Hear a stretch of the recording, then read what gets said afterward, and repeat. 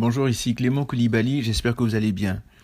En passant, je vous souhaite une très bonne et heureuse année 2023 en Jésus-Christ, que le Seigneur vous comble de bénédictions, qu'il vous garde, que vous puissiez faire véritablement sa volonté, que nous puissions vraiment marcher dans ses voies en cette nouvelle année. Donc j'aimerais partager avec vous un éclairage que le Seigneur m'a donné. Vous savez, il y a différents passages qu'on connaît, qu'on médite, qu'on récite parfois, et à certains moments le Seigneur nous donne de comprendre d'autres éléments, donc comme notre voile qui tombe et tout. Et c'est ce que j'aimerais partager avec vous, c'est le passage en 1 Jean chapitre 2, 15 à 16, que vous connaissez certainement. 1 Jean chapitre 2, versets 15 à 16.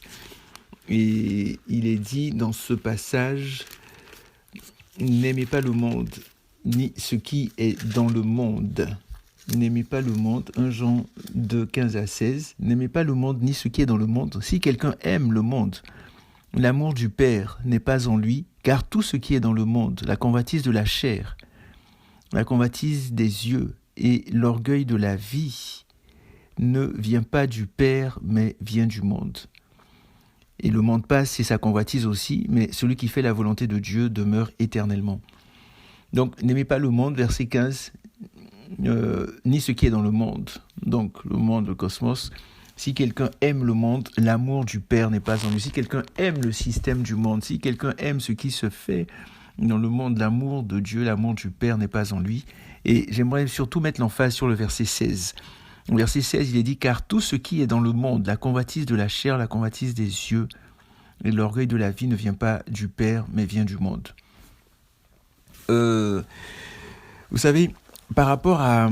Mon attention a été vraiment poussée sur ce volet de convoitise. La convoitise de la chair, la convoitise des yeux. On pourra en parler une autre fois, dans une autre étude éventuellement. Mais l'orgueil de la vie, c'est quoi ça, l'orgueil de la vie? Qu'est-ce que ça signifie? Qu'est-ce que l'orgueil de la vie?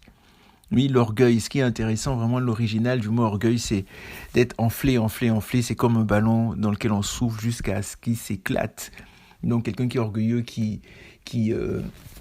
vraiment se gonfle, que ce soit à l'intérieur ou même visible, quelque chose de visible. Mais cet orgueil-là, on sait que c'est l'orgueil qui a fait tomber Satan. Satan, qui est rempli d'orgueil, a été précipité.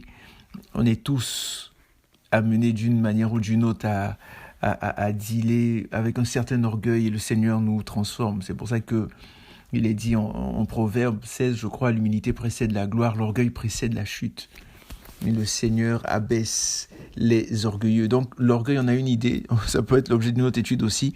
Mais quand on parle de l'orgueil de la vie, qu'est-ce que cela signifie? De quoi est-ce qu'on parle quand on dit l'orgueil de la vie ne vient pas du Père, mais vient du monde? Et ce que j'ai trouvé, peut-être que vous le savez aussi, mais que j'ai trouvé vraiment très, très intéressant par rapport à l'orgueil de la vie, c'est que, en fait, il y a parfois, comme je l'ai souvent dit, des problèmes de traduction. Je ne suis pas un traducteur spécialiste, loin de là, mais parfois quand on creuse, on regarde un petit peu, il y a certaines situations, il y a certaines traductions, en fait, qui, comme la Louis II ici, qui n'apporte pas le sens véritable de ce que l'auteur voulait dire, le sens véritable de l'idée de l'auteur. Donc quand il parle ici de la convoitise, il dit: car tout ce qui est dans le monde, la convoitise de la chair, la convoitise des yeux et l'orgueil de la vie ne vient pas du Père, mais vient du monde. Il s'agit plutôt en fait de l'orgueil des richesses ou l'orgueil des biens matériels. En fait, le mot ici utilisé pour le mot vie, c'est le mot bios. Donc il y a deux mots en général dans la parole, il y a le mot zoé et il y a le mot bios. Et le mot bios signifie la vie animale. Donc on l'utilise pour la vie animale, mais on l'utilise aussi ce mot-là pour aussi la vie, je dirais, de l'être humain, l'âme en tant que telle. Et la signification, donc c'est la vie dans son sens, en fait, le plus large. Donc, la période ou le cours de la vie, mais on l'utilise aussi, c'est ce par quoi la vie est assurée, les ressources, les biens, les richesses, vous voyez. Et ici, l'orgueil de la vie, en fait, c'est plutôt l'orgueil des richesses. Vous voyez, donc on dit la convoitise de la chair. Donc, ma chair, oui, j'ai le pouvoir, j'ai le trône, j'ai une certaine notoriété, tout ça. Donc ça fait du bien à ma chair. Il y a une certaine convoitise qui vient avec cela. Vous voyez, et par exemple, lorsque Satan disait à la femme, vous serez comme des dieux, ou bien on m'élève, on dit le grand prophète, le grand prédicateur, le grand ci, le grand cela, et tout ça, c'est des choses, vous voyez, qui résonnent dans notre chair, cette chair qui ne vaut pas cher.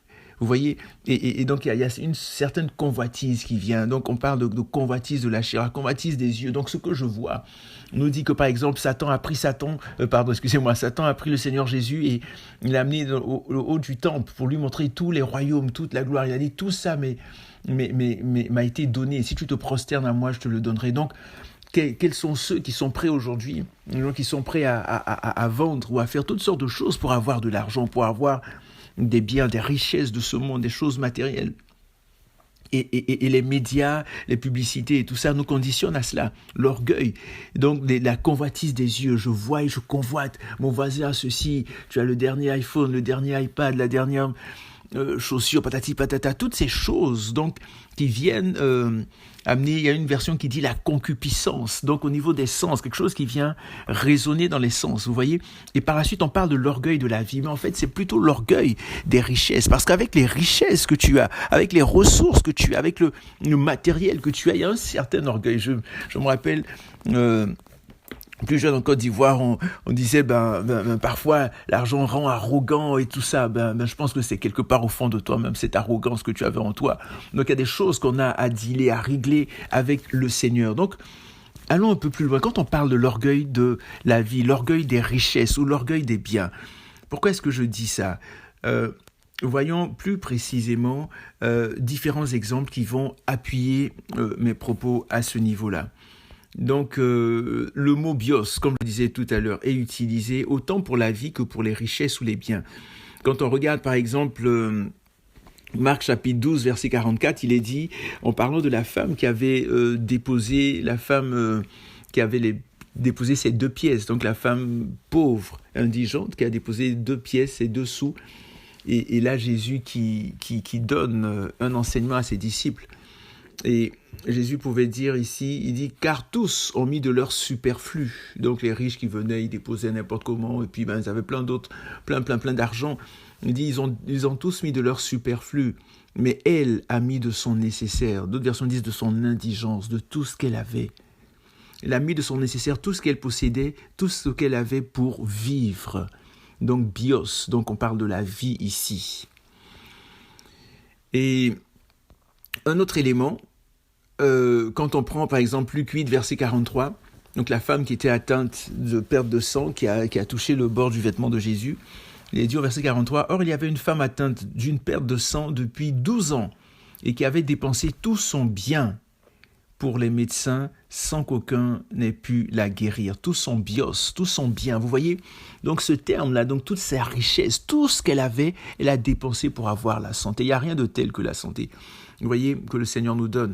Et c'est la même idée aussi lorsqu'on voit l'histoire du fils prodigue.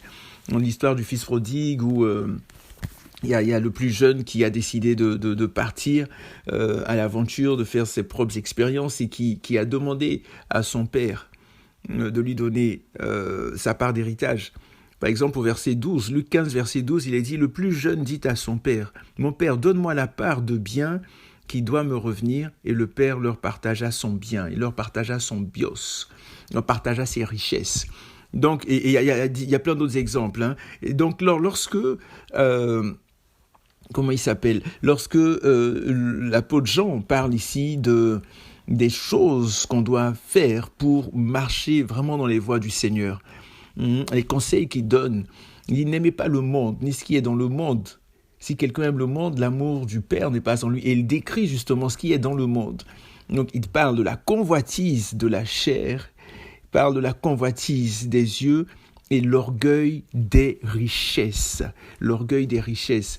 On me fait penser à Salomon qui pouvait dire, Seigneur, que je ne sois pas trop riche pour m'éloigner de toi, pour être orgueilleux, pour ne plus te servir, pour ne plus marcher avec toi, et que je ne sois pas non plus trop pauvre pour ne pas aller voler, pour ne pas gâter ton nom, pour ne pas avoir un mauvais comportement. Donc, un juste équilibre, un juste milieu à avoir. Donc, c'est vraiment pour nous encourager à vraiment marcher dans les voies du Seigneur, oui, à ne pas aimer le monde, ni ce qui est dans le monde, à éviter la convoitise de la chair, la convoitise des yeux, l'orgueil des richesses, voilà, l'orgueil des richesses, l'orgueil des biens, et à vraiment nous aligner sur la parole de Dieu et dire, Seigneur, vraiment, aide-moi à ne pas être dans l'orgueil, peu importe, que ce soit un orgueil physique même, ou un orgueil spirituel, parce qu'il y a ça aussi, il y a aussi l'orgueil spirituel, et ici on parle de l'orgueil des richesses. Quelles sont les richesses? Est-ce que même si j'ai des richesses, ou j'ai des richesses spirituelles au niveau des dons spirituels, il y a un orgueil qui peut venir avec ça, qui peut s'attacher à ça. Donc que le Seigneur nous garde, que le Seigneur nous protège, qu'on puisse vraiment continuer à marcher dans ses voies, et encore plus à nous attacher à lui. Donc portez-vous bien, que Dieu vous garde, que Dieu vous bénisse, encore bonne et heureuse année 2023, et surtout n'oubliez pas que Jésus revient très très très très bientôt. Au plaisir.